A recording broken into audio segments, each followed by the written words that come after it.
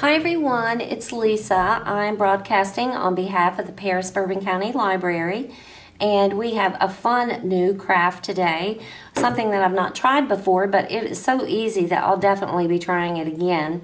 We're going to be making these adorable mouse pads, and our theme for summer reading is Tales, T-A-L-E-S, and Tails, T-A-I-L-S.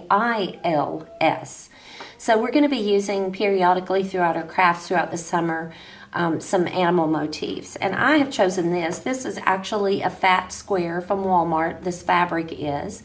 And I just had this one at home because I didn't want to waste the materials that we're going to be providing in a kit for you. And that is going to be this wonderful festive safari type fabric, and I love this because of the color. So I didn't want to do our demonstration or the first one with that. I wanted to kind of use my own fabric, but for the second one I definitely will be using this beautiful fabric. So let's look at the materials that you're going to need in order to make your own mouse pad. You're going to need a cork disc, and those are provided in your kit. If you do not have if you choose to make more and you do not have the round cork cylinders, then you can actually use a thicker cork that's in square pieces. And if you use your X-Acto knife and a cutting surface, that's actually what this one is. This one, was made out of square. I just traced my circle and used my X-Acto knife. So you can use the square pieces. There's nothing to say that this cannot be made into different shapes, a heart shape for instance. You can even use the square, a smaller square piece from your cork and make a square one. So it's entirely up to you. Other things that you're going to need is your fabric. You're going to need a pair of scissors. We're going to need a foam brush, although you can use any brush that you like.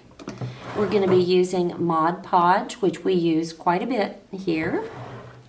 And then I'm going to need my glue gun for later, and that's to finish the back of this. So this technically could not be any easier. I'm going to use one of my cork pieces. And the first thing I'm going to do is try to determine where I want this to be. I do need to leave enough fabric so that I can pull that underneath and hot glue that so that I've got a flat surface on the back. And if I leave it right here, I'm going to be able to get the zebra, the two birds, the gorilla, part of the giraffe, part of the, let's move it up just a little bit, part of the panda, and definitely I'm going to get the lion cub there. So that's going to work out perfectly. So the first thing that I'm going to do is I'm simply going to take my foam brush and I'm going to generously apply Mod Podge. Now if you do not have Mod Podge, you can make a white glue mixture. That will suffice. It may take a little bit longer to dry. Mod Podge takes less time, I think, but it will work if you use the glue, the watered down glue mixture. I'm not sure of the proportion as far as glue versus water. You might want to look that up on the internet first, but you can tell this is just a very thin consistency here. I'm getting all the way around the corners, the edges, and then I'm going to just smooth that out.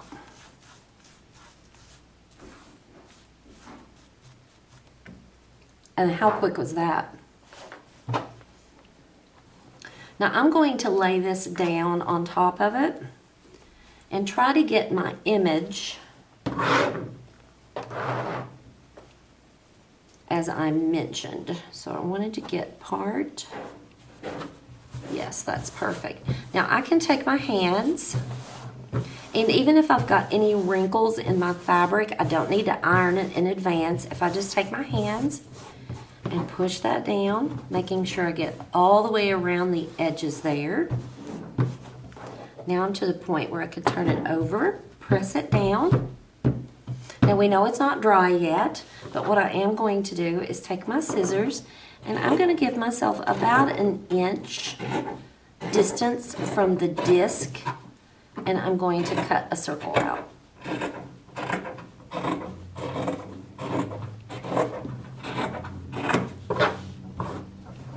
You will have plenty of fabric in your kit. Kits will be available for you to pick up. First come, first served. And as I said, this will be one of several crafts that involve the use of animals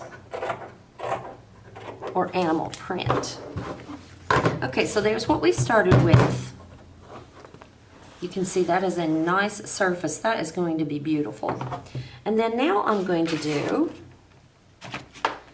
is I'm going to fill up my glue gun.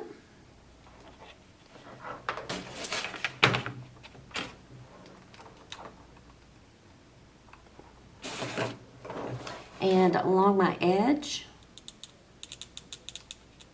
I'm going to do a small section, and I'm going to pull that down. Be careful not to burn yourself.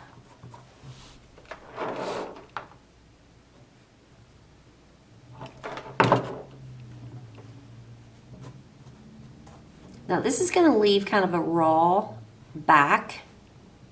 In other words, you're going to be able to see this. If you have felt, cut out a circle of felt that matches this, and you can easily glue that felt right over top of this. Now I used a piece of fabric on the back of here. This is actually the front, this is the back. And you might be able to tell right here, it's just a raw edge of fabric, a disc that I cut out of the same fabric, and put that on there just to kind of keep it a little bit neat looking. It does not have to be done. You do not have to put a back on this. It will serve its purpose well without it.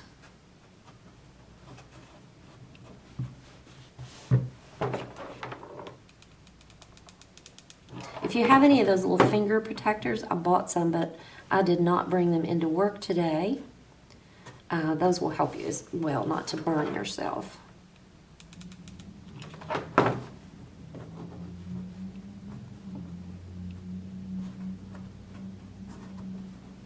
It is not too late to sign up for our summer reading program.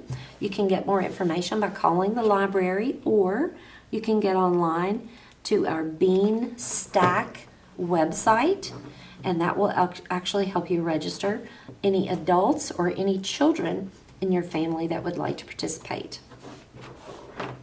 So it is not too late to enroll in our summer reading program, and I would encourage you to do it. Especially with the little ones out of school. It's always good to keep them reading during the summer.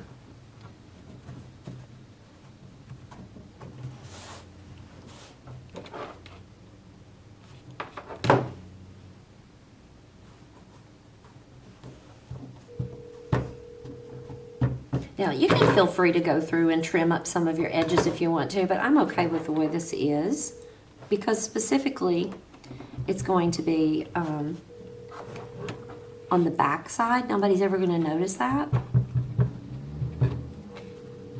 And again, you can use any kind of fabric. I'm only using this because it goes with our summer reading theme.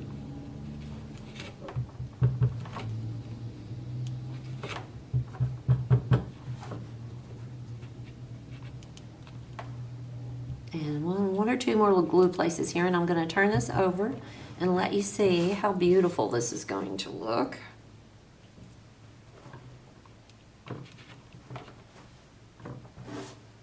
Just trying to trim down my salvage edges or my rough edges.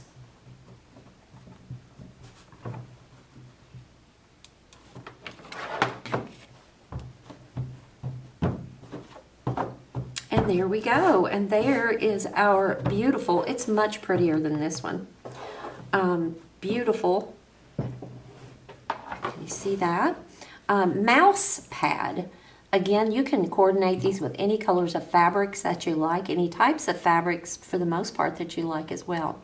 I hope you've enjoyed this. craft. Again, we're going to be using things over the next couple of weeks, even months, that are related to animals, and this is the first one. I hope you've enjoyed it. Feel free to stop by and pick up a kit for this, and keep crafting.